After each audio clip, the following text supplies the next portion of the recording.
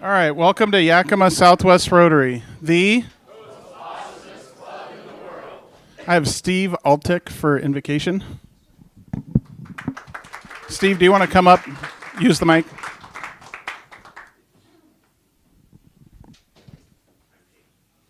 A little crowded in the gallery back there. Let's pray.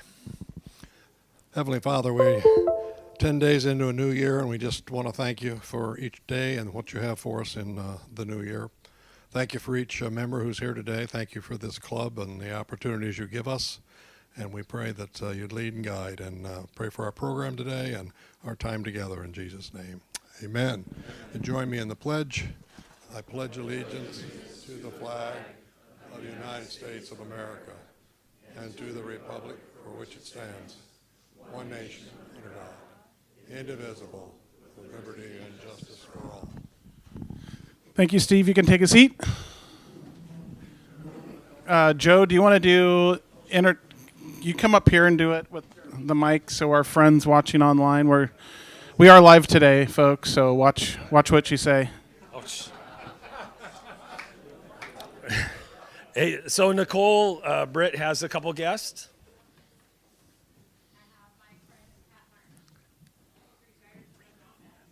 What's that?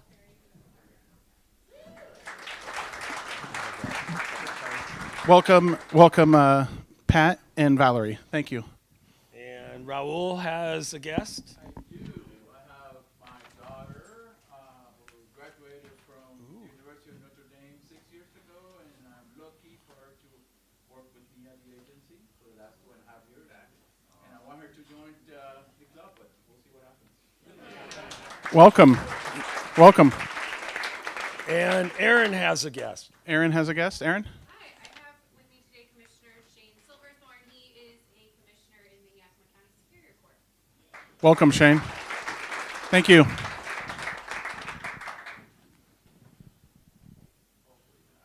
All right, next we've got some club announcements to go through. First, member anniversaries for those that weren't here last week. We kind of got the whales in the club that have been here for quite a time. So George Allen, 36 years. Ryan Beckett, yep. Ryan Beckett, 20 years. Jim Black, 30 years. For some of those that don't know, I think they've relocated to transferring to White Salmon. So we wish him the best. Emmett Burns, 47 years. Dennis, 51 years of service to the community.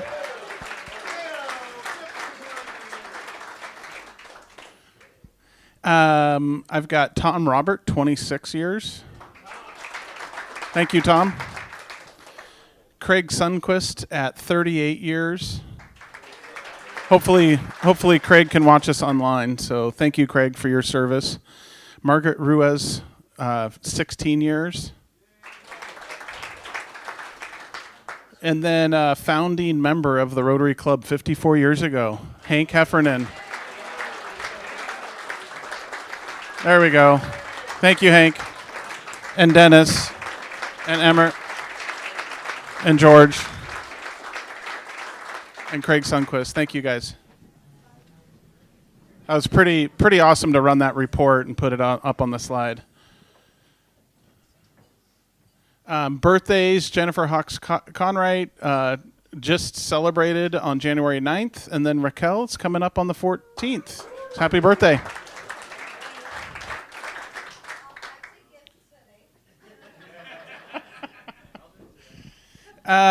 You saw last week, Tressa sent out the email for getting signups for White Pass. You've got downhill skiing, snowshoeing, Nordic cross-country skiing, and/or socializing. So if you can get away from work and do a day up at White Pass, or maybe you're just another way to enjoy your retirement, get up there on the mountain. The social hour, I believe, starts at 3 o'clock. They're going to have some appetizers. So there you go. No free drinks, Raul. You got to buy your own drinks up there. but your food will be covered, okay? All right, please see Tressa's email to get signed up for that. You're going to see this went out on Facebook. You're going to see a save the date show up in the mail. It's old Hollywood glam theme. Auction is going to be held at the YVC Conference Center. Jason Kildall is going to be our chair this year. He's doing a great job. And then our committees are going to start meeting later this week to start just getting everything together. So if you're newer to the club and want to get involved in like raising the money that we get to spend in our community, shoot me an email if you want to be on the committee and get involved. We'll sure to plug you in. And then if you don't have to feel like you make every meeting for the committee, it just come as you can, okay? So, say that again. I don't know. Bill, where is he? So, yeah.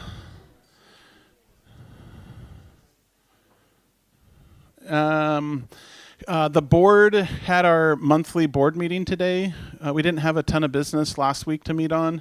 Last week we did the business meeting, did a financial update. For some of those that know, we have some excess that we had available in our club capital fund.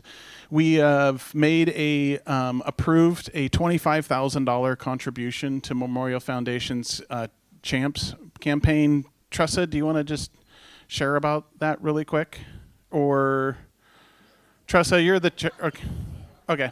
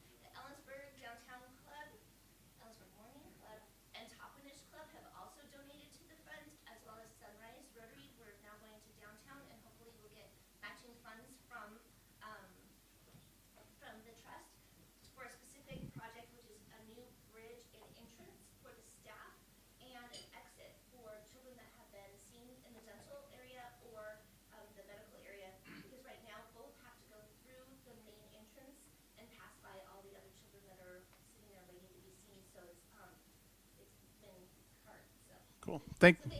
Yep. Yep. Thank you.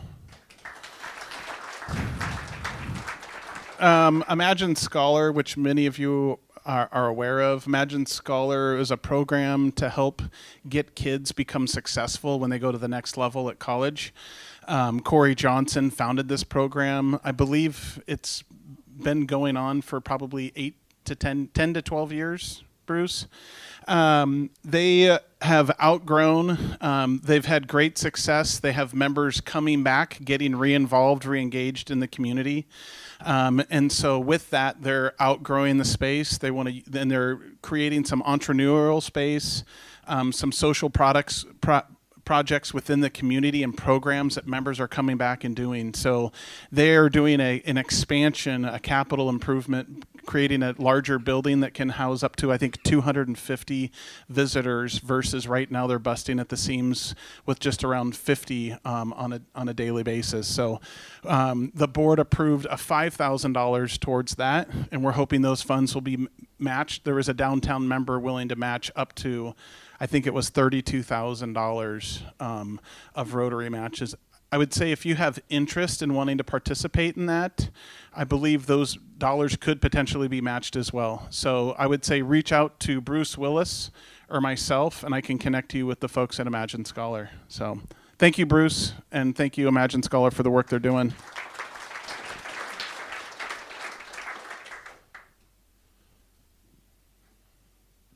All right, are there any other club announcements? Tressa, go ahead. I hope that everybody found your Bunko invite email today. The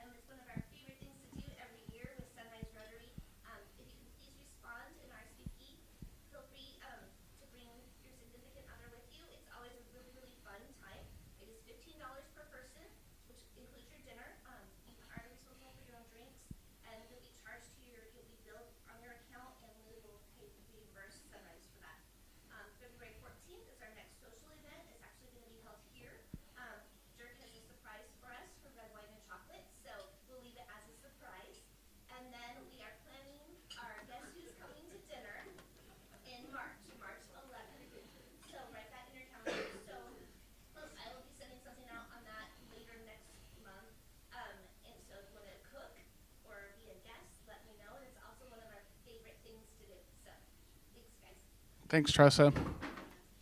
So red wine. Yep, I'll get you, Martin. So on the red wines, it's not really a surprise. The guest is going to be JB Newfield from JB Newfield Winery, or Justin Newfield from JB Newfield Winery. He's going to be here talking about everything Cabernet. It lined up with the 14th, and we got to kind of restructure some dates for the red wines and chocolate. So we hope to see you guys there.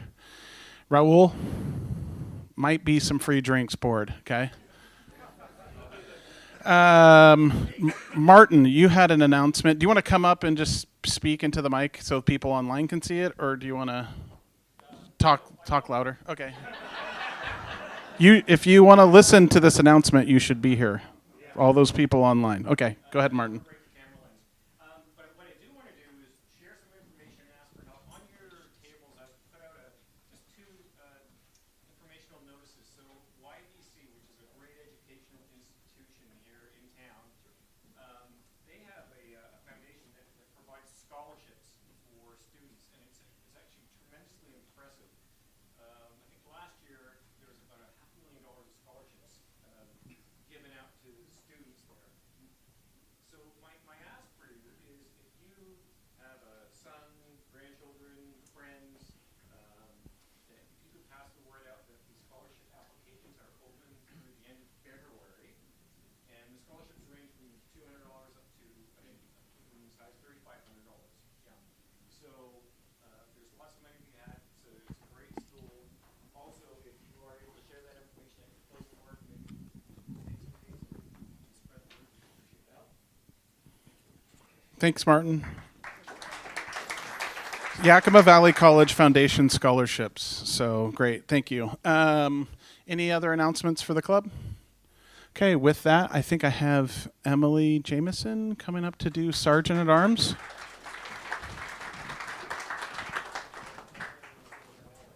Okay, thank you. Okay, everybody, today's an exciting day. Raise your hand if you know what it is. It's National Houseplant Appreciation Day. So buckle up. Here we go. I'm excited. Okay, raffles first. 6:55.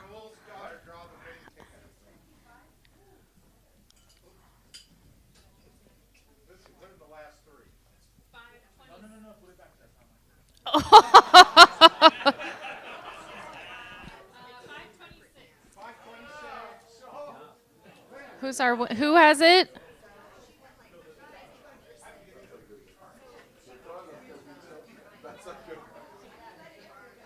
Oh. Clear. Okay, Lynn is she's stepping up to bat. Okay. Joe can't remember which way to hold the card, so this might be her lucky day.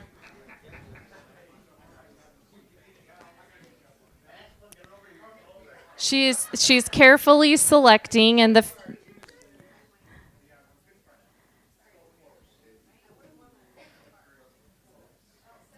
Seven of Hearts. Okay. So the fun continues. All right, so before I get ahead of myself some more, does anybody have any happy bucks today? Dirk. I can't afford to do this every week. I told Ann Bowen that too, so I'm going to keep it short and sweet. Here's $5 for the twins. $5 for all the twins and Benji. Wait, Angie? I got 20 happy bucks because I was gone forever in December. I welcomed my 6th grandbaby, and the rest go just to be excited to be home and in my own house. And Yay! Yay! Angie is now grandma times 6. Congratulations, Stephanie. I got 5 happy bucks. Thank you to those of you that signed up to be deck judges. I took 13 kids to compete and 11 qualified for state. Awesome. Great. Very good. Yeah. My youngest grandson graduated from WSU. Oh. And thank you, Dennis, for being one of the pillars of our club all these many years. Yes. I have some happy bugs. New Year's was awesome, and for those who know, I have a job and I have a band for 2 bands. But we sold out our show New Year's Eve, so that was pretty awesome. That's my happy bug. Thank you, Gib. What's the name of your band? Genevieve. Genevieve, look them up. They're great.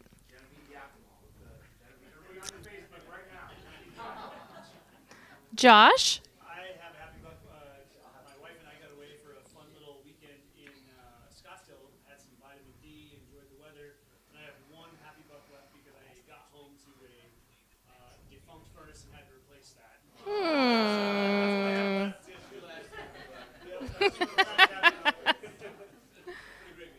Yeah. I've got 5 happy bugs. Thanks to Tom and his amazing staff at Ford. My partner Joe and I are now enjoying a brand new Ford Bronco. Congratulations, Richard.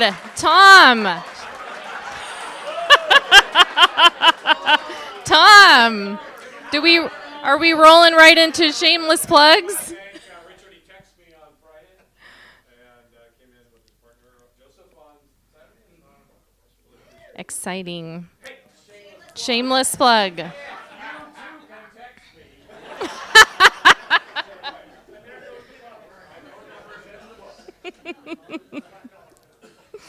Okay, anyone else?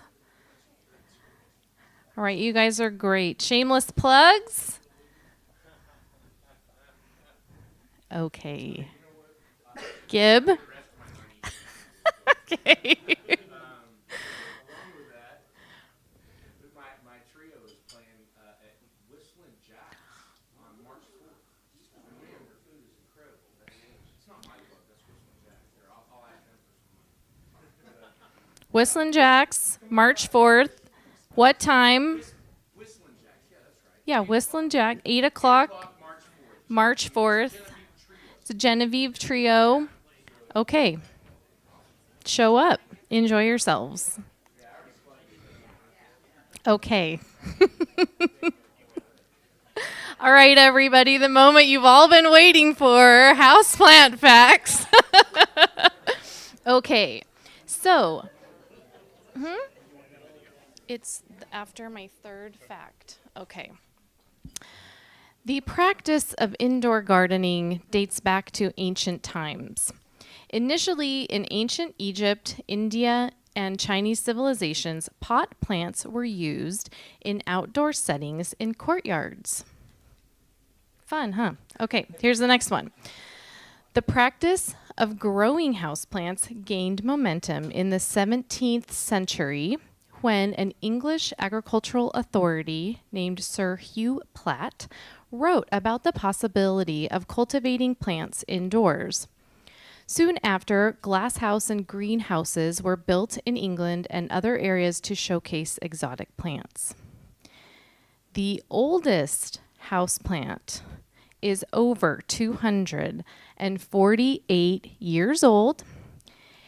It is still alive, and it was brought to England by botanist Francis Masson in 1775. And now I would like to invite you to meet this houseplant.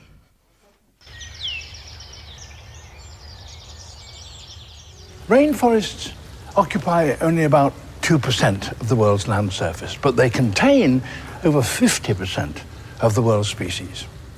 And many of these wet zone plants have extraordinary survival strategies. And to study them, Kew has built a rainforest here on the banks of the Thames.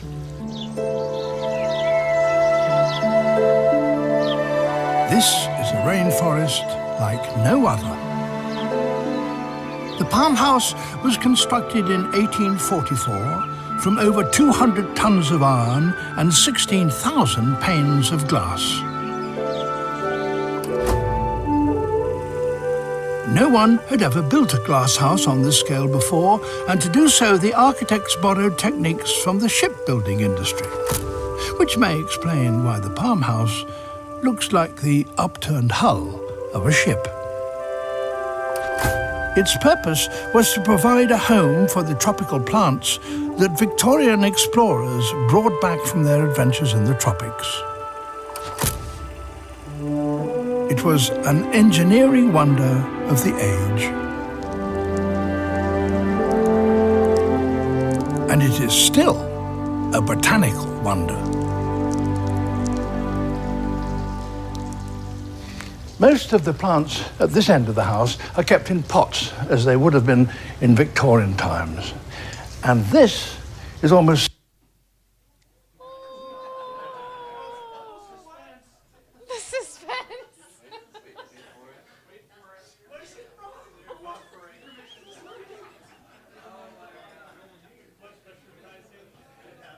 Oh my gosh.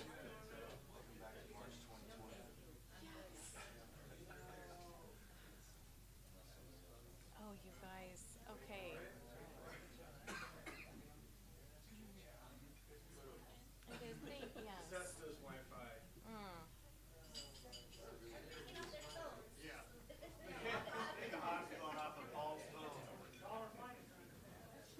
Shall I continue? In memoriam. Okay, well this guy is still alive. 248 years plus. You can see how big he is, and this wonderful plant came from South Africa and was brought on a very long ship journey, and I can't imagine it was anywhere near that size when it arrived, but I don't have that information right now. So there you go. When you are in close proximity to plants, your brain is relaxed and you are able to think and communicate more clearly. Indoor plants at work positively affect our brains by nurturing creativity and building memory retention by as much as 20%. So something to think about if you need to be more creative or relaxed. What's that, Bill? If it's around plants. Green plants. Okay. Did you know that plants like music? Okay, well, head researcher at Plant Life Balance, Dr. Dominique Hess from the University of Melbourne, explained that plants enjoy the energy some music produces, and it can help a plant grow. Plants thrive when they listen to music that sits between 115 hertz and 250 hertz, as the vibrations emitted by such music emulate similar sounds in nature. Plants don't like being exposed to music more than 1 to 3 hours a day, so take note, okay? Jazz and classical music seem to be the music of choice for ultimate plant stimulation. Some sounds can make, I didn't make this up, this is real science, okay? Some sounds can make the stomata on plants stay open longer. Those are like the tiny pores on the plant that act like lungs, which means they can take in more air and grow faster. But lest you think that all music is the music the plants like, that is not true. Everything in moderation, friends. And in 1973, a study by an undergraduate student from Temple Buell College in Colorado found that plants exposed to an F note for 8 hours at a time died within 2 weeks.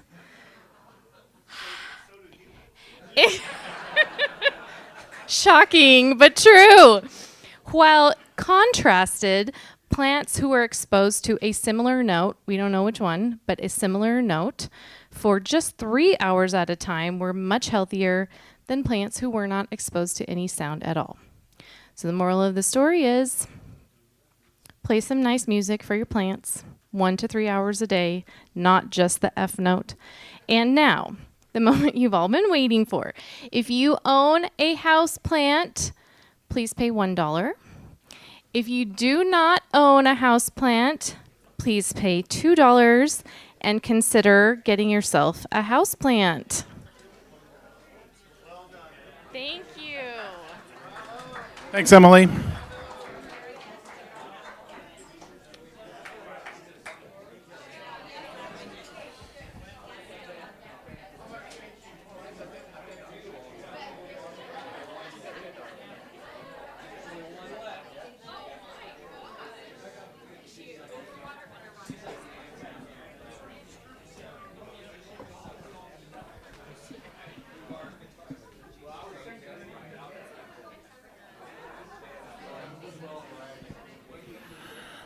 All right.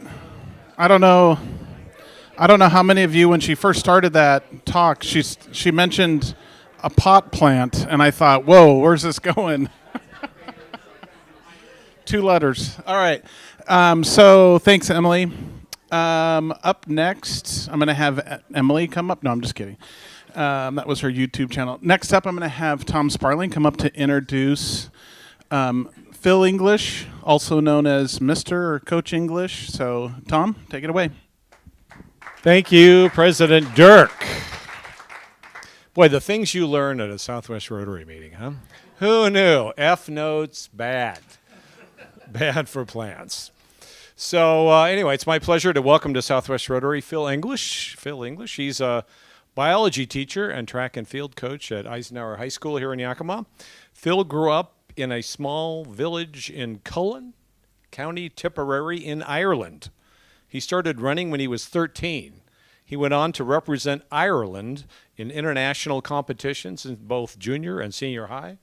In 1974, he was the Irish National Senior Champion in the 3,000-meter steeplechase. He then attended, and I asked him about this, he then attended WSU on an athletic scholarship from 1973 to 1977 and competed in both cross country and track and field for the Cougars. That Cougar team placed in the top 4 at the NCAAs all 4 years. 3 fellow Kenyan teammates on that team would go on to set world records in track in the 1970s. He then moved to Yakima and took a teaching and coaching position at Carroll High School in 1979. He never intended to actually coach, but upon arriving at Carroll, the head coaching positions for track and field and cross country were open, so he accepted both. He was also training for the 1980 Irish Olympic trials in the marathon. Carroll High School closed in 1986. He then moved on to Eisenhower High School, where he began coaching cross country and track and field. As part of the coaching staff there, he has helped many individuals achieve a college education by attaining scholarships in cross country and track. Over the years, as much as $40 million has been earned in college scholarships by students at Carroll and Eisenhower. He was Washington State's Girls Coach of the Year in 1994 and 2001, Yakima Sports Awards Coach of the Year in 2011. He was inducted into the Washington Cross Country Hall of Fame in 2018. He's been married to wife Darcy for 40 years. They have 2 children, Liza and Michael, and 4 grandchildren. So would you please give a warm Southwest Rotary welcome to Phil English.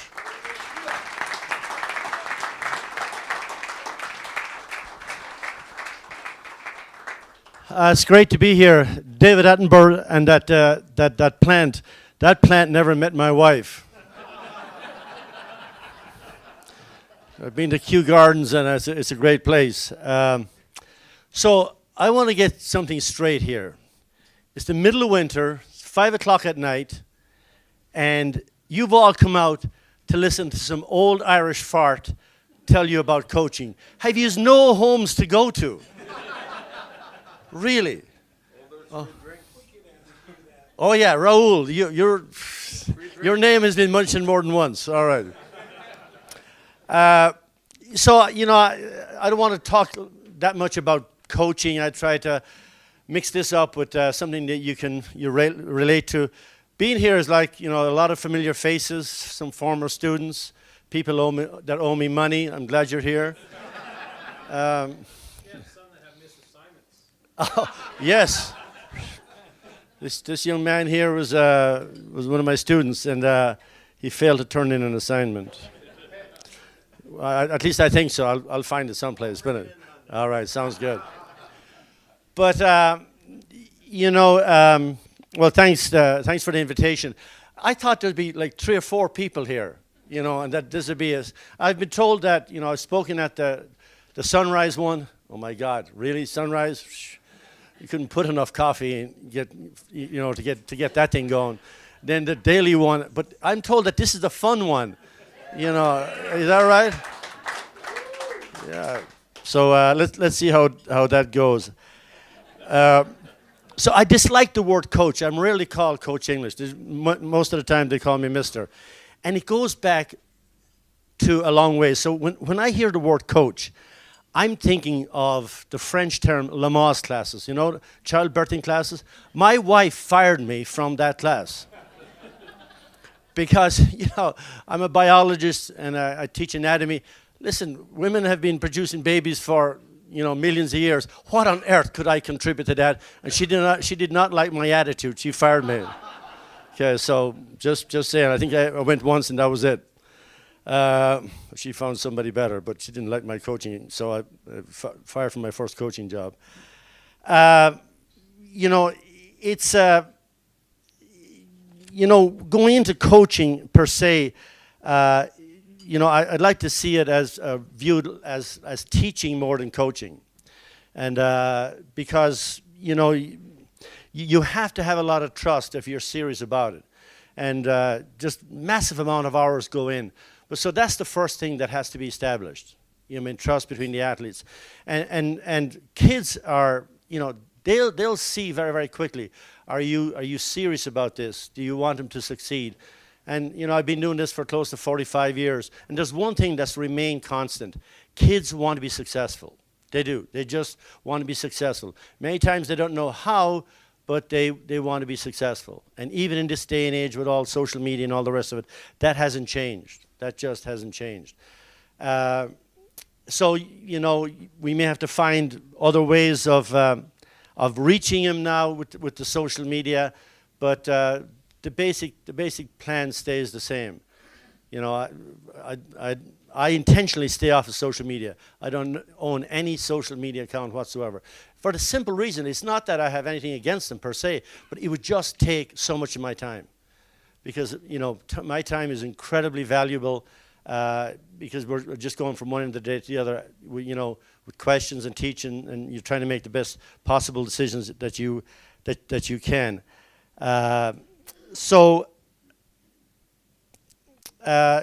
You know, going through with actual coaching, then I never write. Well, let me say this. So for clarification, so every workout that we do, and I'm a little bit different. I know some of you coach here. You may do team sports, and it's a little bit different.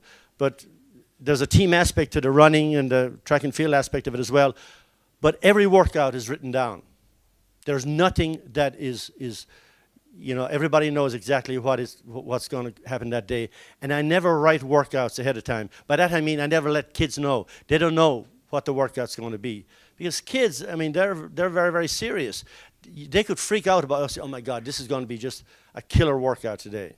And you don't want them to do that. You want them to just right on the time say, you know, we'll let you know soon enough if this is going to be a hard workout, you know, or an easy workout. So we just don't tell them ahead of time. Now, the kids that are in the program a long time, they'll figure it out. They'll figure it out very, very quickly. So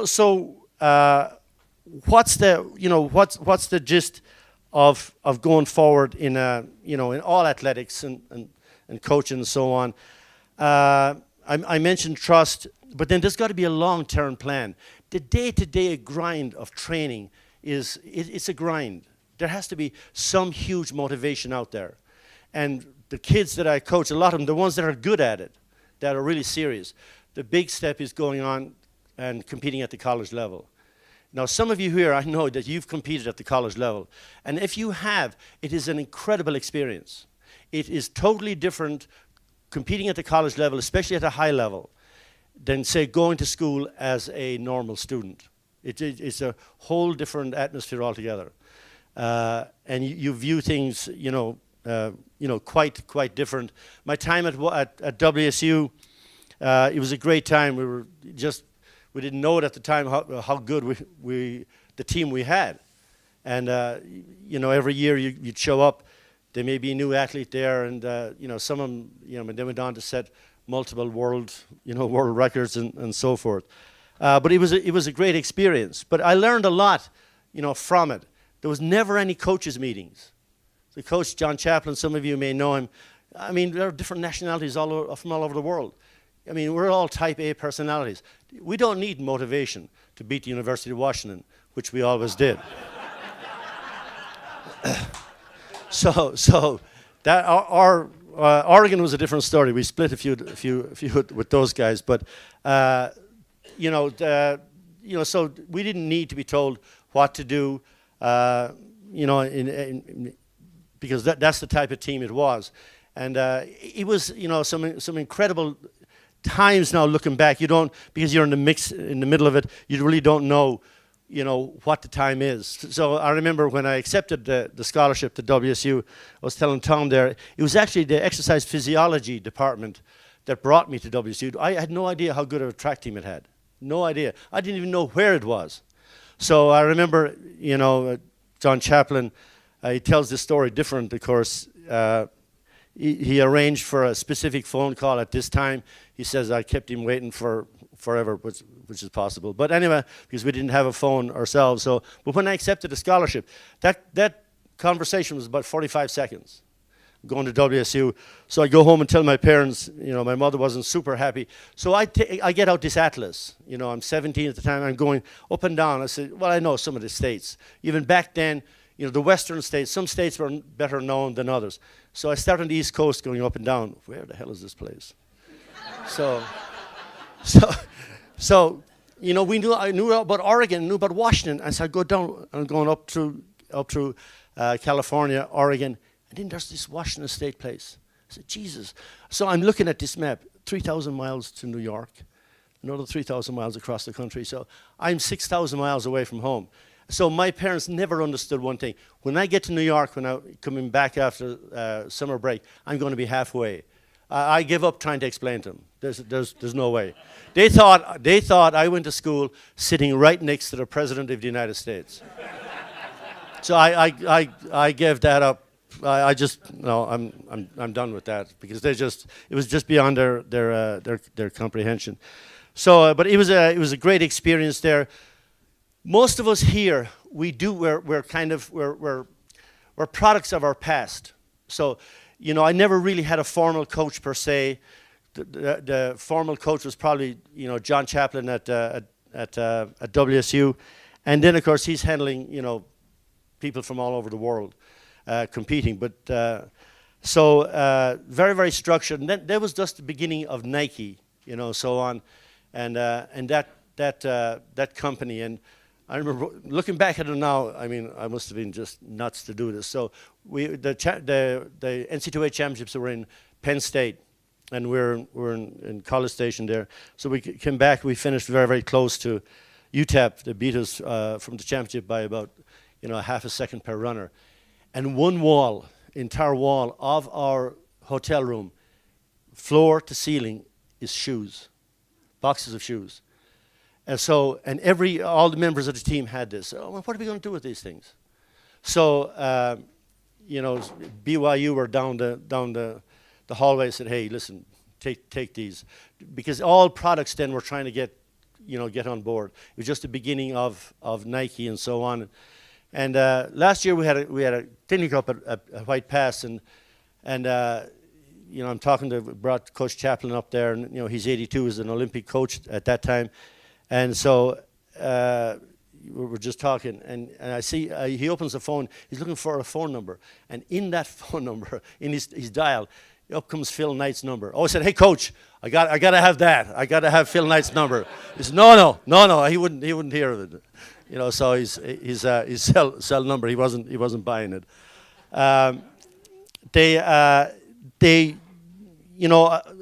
Most of you here are really successful. There's no doubt, just knowing some of you. But what makes somebody more successful than, say, somebody else? And we see it at a very early age, with kids. And Angela Duckworth wrote a book a few years ago. It's called Grit. And she wrote it, she's a social scientist, she wrote it as a way of trying to prevent the dropout rate at the military academies. Because the military academies have about 25% dropout from the time that go in at the end of their first year. They tried to stop this. Grade point was not a predictor. The social economic background was not a predictor. So she came up with this thing called grit, was the best predictor of success. SAT scores were no predictor. So all of these things, so she narrowed it down to this thing. And then she tried to measure it. What is this grit? You know, and what it is people have the tenacity to continue to push on when after they've been knocked down a time or two. You know, so when I say grit, you all have an idea about that, and that is the best predictor of success. So we see kids that this kid is going to be. It may not be in running, it may not be something else, but they're going to be successful in something that they eventually really like to do. And so we try and promote that with kids, you know, going forward. And so to me, because I came through this way myself, it probably influences me. Like I said, we're products of our own background, so that education is still really the most important thing to me. You know, the running and all the rest of it is totally secondary. I mean, how many state titles are enough, for God's sake, you know? So some of these kids that I deal with, they put their entire fate in my hands in terms of, you know, some of them, unless I get them a scholarship going on to college, that you know, they may end right there. So with the parents' permission, then, you know, I take this on, this way on, but in trying to move them forward. And you know, we've been very lucky over the years, and I've got a few of them right now. And you know, the thing is that, you know, lots of schools kids are going to be successful in. There is no one school, but there's 2 universities that I really dislike dealing with. You're going to expect me to tell you those universities, but I'm not, and I hate dealing with them. Not because I got something, you know, bad against these universities, but they have a tendency that if they contact one of our kids, that they think, okay, well, you know, this is an elite university, they're going to come here. Well, I suppose I'm being videotaped. So no, they're not. No, they're not. Because every kid that graduates right now, they're going to come out after a bachelor's degree, it doesn't matter what it is, they're going to come out with $37,000 in debt. $37,000 for somebody starting out in life, that's a lot of money. So my job is to get them through school with the least or if no debt whatsoever. So it's funny looking back at it now, but we had this one young man some years ago. I mean, he was one of the top runners in the country. And so I thought he was going to go to University of Washington. And so he goes on his visit, and he's got a full ride offer. So the football coach, he's not even a footballer, football coach spent a full half an hour with him, talking to him, trying to get him to go to University of Washington. So he comes back from the visit anyway. I said, well, how did you go? Oh, he went really well. And I said, do you want to go there? He says, mister, this is what I want. I want to go to a school I would never get in otherwise if I wasn't a runner. I said, what? That makes no sense. He says, yes, absolutely. He says, all this training I've done, I want to get into a school. If I wasn't a runner, I wouldn't be able to get in there. And that's what he did.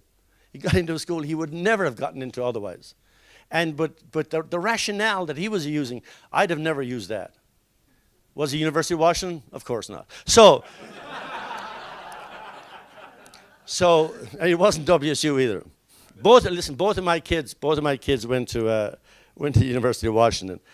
But the image, though, that kids have of university, I mean, like I said, any university you go to, any school you go to, they can all get a really good education. So this story, now my son, he was in his senior year at the University of Washington, and he goes to Notre Dame. Okay, so, and it's the fall, so he spends a weekend there. And you know, and he comes back and he stops and he says, Pops, how come you never sent me to Notre Dame? And so you know, he ran high school, but he wasn't a runner though. I said, why would I send you to Notre Dame? He says, well, you're Irish, they're Irish. I said, let me get this straight. Let me get this straight. You want me to send you to fake Irish when you have the real thing right here in front of you?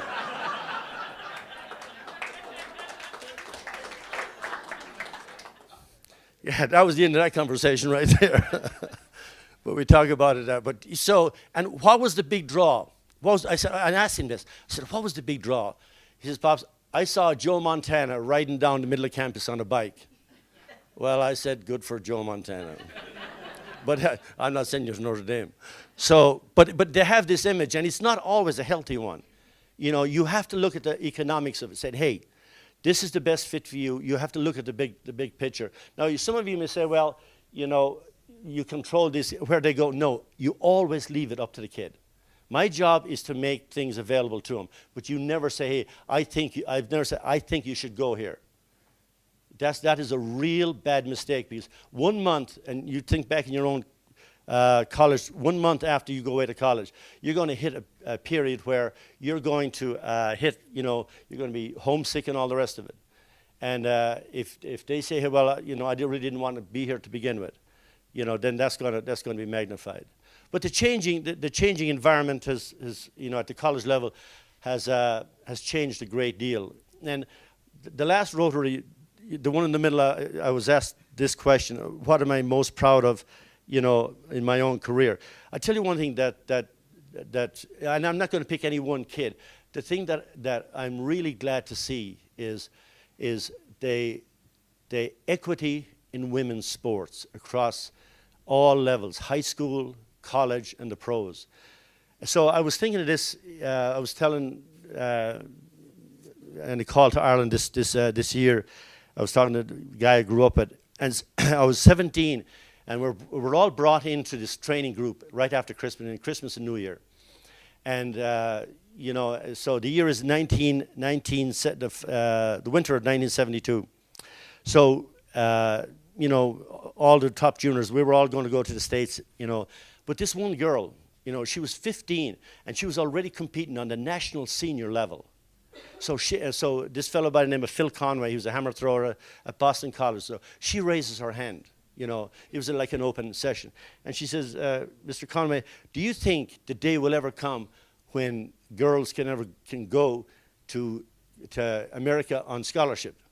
And of course, he says, "Gee, I remember." I mean, that's the only thing I remember about the whole thing. He says, I really don't know, but that's not that long ago, where women they were like second-class citizens in the college setting. And so they've come a long way, and it's great, and rightly so. Rightly so. Now, in track and field especially, it's easier to get a college scholarship for women than it is men. When men at the Division I is like 12.5, women are 18. And here's a staggering figure. When like most of you were in school, you went through school in 4 years. That was it. There was no type of extension or something like that. Now, the value of a D1 scholarship that schools are putting in is $500,000 per athlete, because everything is covered. I mean, that's a full ride scholarship, and that's a lot of money. That is a lot of money, because they're going for 5 years, 6 years. They're starting master's programs. They're even almost finishing master's programs, and they're still eligible. And you've got this portal where they can change schools if things are not going well, which is a great thing. I mean, it has to be student oriented in terms of going forward. So, and you know, at the stadium, you know, when we got it renovated, one of the things that I felt, you know, very, very strong about is that there had to be equal footing for girls and boys events. So we have a boys high jump, girls high jump, boys pole vault, girls high jump. They're going at the same time. We're not having girls wait to the boys to finish. There's equal footing across both of them, and that was really something that was very, very important to me. But there's still ways to go, you know, in the society in terms of treating women's athletes. But they're getting there. They really are getting there, and it's high time. Getting back a little bit to the coaching aspect of it. How am I on time? A few minutes. So some of you have coached teams, and some of you are in organizations maybe for a while, and you hire and you fire people and so on. The thing is that it is hard to keep groups of people together for a long period of time. with a single focus. So every year, I try and address this, and I tell kids this.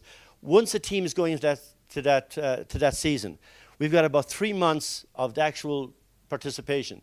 That's as long as you can hold that focus. Because next year, same kids come back. They're totally different.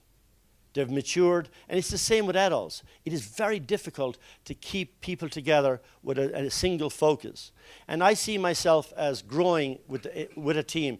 Like a brand new group of kids come in, I've got to grow with that team as well as a coach. So what I did last year absolutely may not work at all this year. So you've got to be open to that. I think as a boss, if you're dealing with people all the time, if you bear that in mind, I think it's it's helpful. You cannot keep things stationary, and it's a matter of time before things come apart. Whether it's in a business or your coworkers, change is inevitable, and I think you have to continue to grow with that organization. Otherwise, it's going to be a little bit limited. You're not going to ask me any question about Notre Dame, are you?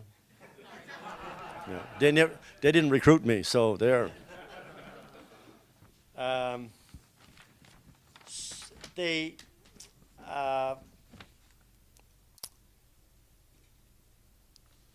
The aspect, I suppose, of coaching inside a society, in many ways, it's kind of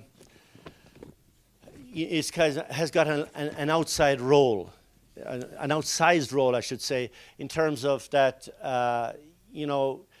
I get asked a lot in these days now, when am I going to retire?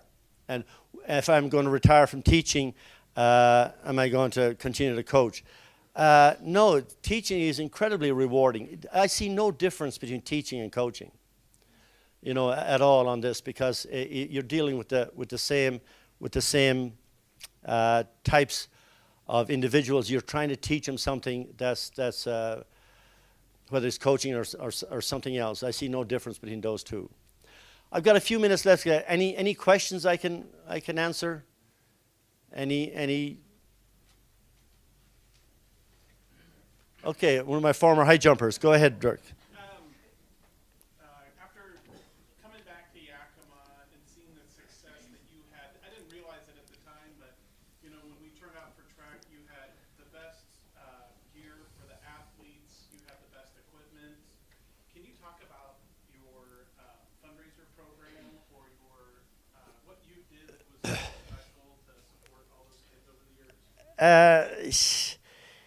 Yeah, I mean, so when even at Carroll, they you don't even hear this word anymore. It was Gore-Tex was the uniform, and when I got to Eisenhower, the first thing I formed was our own booster club. Now that didn't go over too well, I can tell you that, because we had like 120 kids out for track, and their uniform was just terrible.